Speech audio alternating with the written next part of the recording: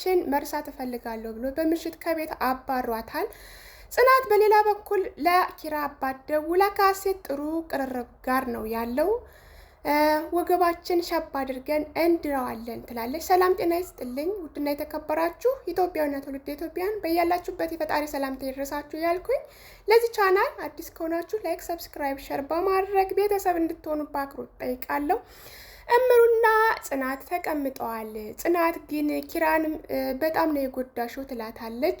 አውቃለሁ ግን ደግሞ ከአባቴ አላስበልጠውም። እምሩም አባሽም እንደዚህ ያንቺን መከፋት አይፈልግም፣ እንኳን ላንቺ ለልጁ ይቅርና ለሀገር መፍትሄ የሚሆን አባት ነው ያለሽ ትላታለች።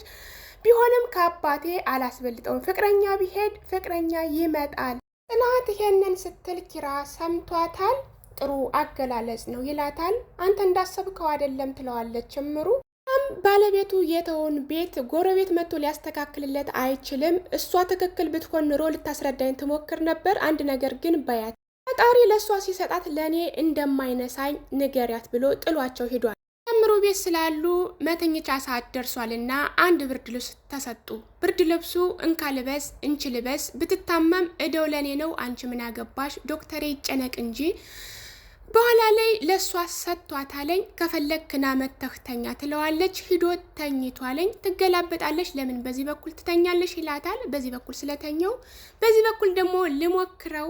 እምሩ ቤት አድረው ወደ ቤታቸው እየሄዱ ነው። መንገድ ላይ የድሮ ጓደኛዋን አግኝተው አጥብቃ ሰላም ስላላቸው ኪራ ቀንቷለኝ።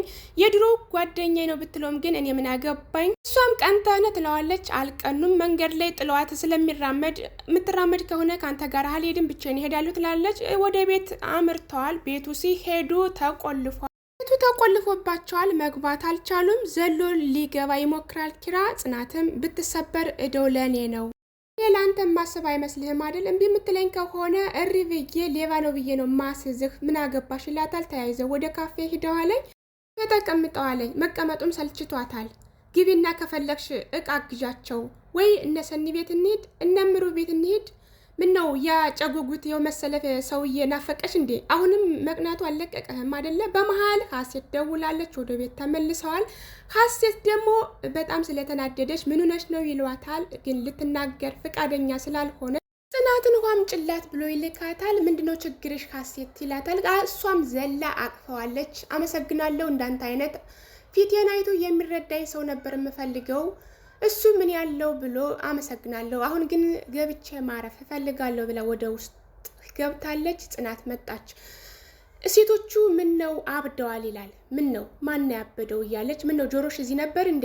ጽናት ማን ነው እያለች ትጠይቀዋለች። እሱም ሀሴት ነው፣ እንዳትናገር ችግሯን አፏን ለጉሟታል። በዚሁ ከቀጠለች ማበዷ ነው፣ መልእክት ነው ከገባሽ ይላታል። ኪራ ጽናትን ምን እንደሚላት ግራ ስለገባት እሱም ጠሏት ተነስቷል። ስለደበራት ተኝታለች።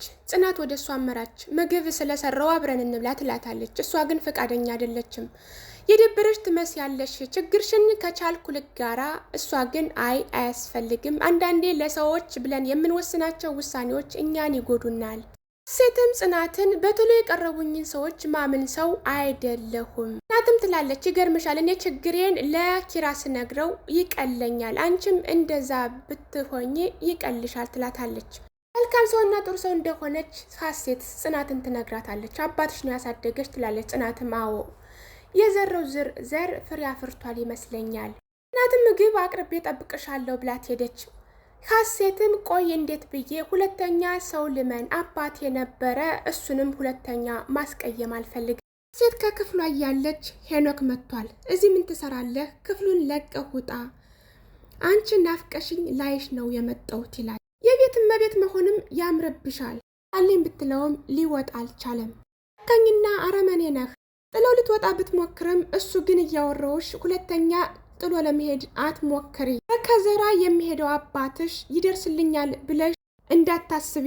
እሷም ስለ አባቷ ሲወራባት ስለማትፈልግ ሁለተኛ የአባቴን ስም እንዳጠራ። አመልከን ብለሽ የሚንቀለቀሉ እጆችሽ አሁን አይታዩኝም፣ ፈርተሻል። ያንን ሲጨቃጨቁ ጽናት ከኋላቸው ደርሳለች። ሰላም ፂ ብሏትም ጥሎ ወጥቷል።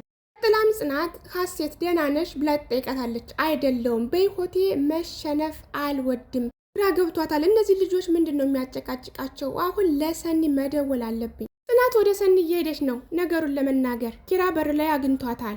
የት እንደምትሄድ ጠይቃታል። ወደ ሰኒ ፈልጋይ ነው ትለዋለች። ከፈለገችሽ እሷ ትምጣ፣ ፈላጊ ነው ተፈላጊ ነው የሚሄደው። እኔ ሳልፈቅድልሽ የትም አትሄጅም፣ ግቢና ምግብ ስሪልኝ ይላል። ጽናትም አይ ኪራ ሁሌ የኔ ተቃራኒ እንደሆን ከኔ ለወደፊትህ ሚስትህ ላጣራልህና በእኔ እንድቀርጽልህ ፈልጌ ነው፣ ለሌላ መስሎ ነበር ትላለች። ሴት አሁንም አኩርፋለች። ምን ሆነሽ ነው ብሎ ይጠይቃታል ኪራ። እኔ ሁሉም ሰው አይወደኝም።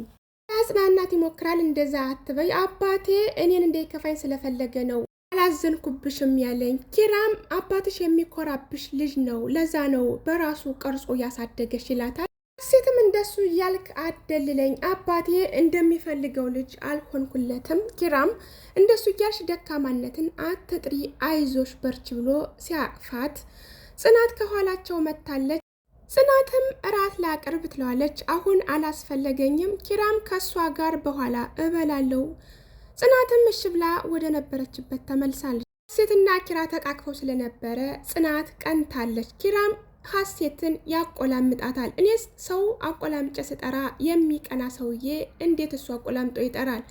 ጽናት ተረጋጊ፣ እኔ እኮ የምፈልገው ይሄንን ነው። ከራሷ ጋር ትሟገታለች።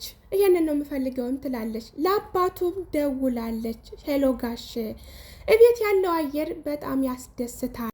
በጣም እንደተቀራረቡና እንደተዋደዱ ትነግረዋለች። በዚሁ ከቀጠለ በርበሬ መቀንጠሳችን ነው፣ ኪራን እንድረዋለን ትላለች። ይሄንን ስታወራ ኪራ ማንን ነው ምድሪው? ሰምቸሻለሁ፣ ከማን ጋር ነው የምታወሪው? ስልክሽን አምጪው። እሷ ደግሞ በጣም ተደናቅታለች።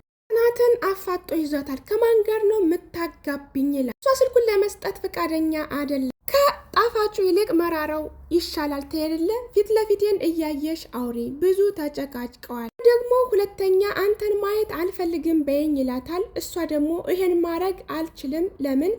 ምላሹ መራራ ስለሆነ። ቀጥላ ይሄ ከሆነ የሚሻልህ ለአንተ ያለኝ ስሜት አብቅቷል፣ በቃ ተወኝ ትለዋለች። አንቺ ቀጣፊና ውሸታም ሰው ነሽ፣ በፍቅር የምትቀልጅ።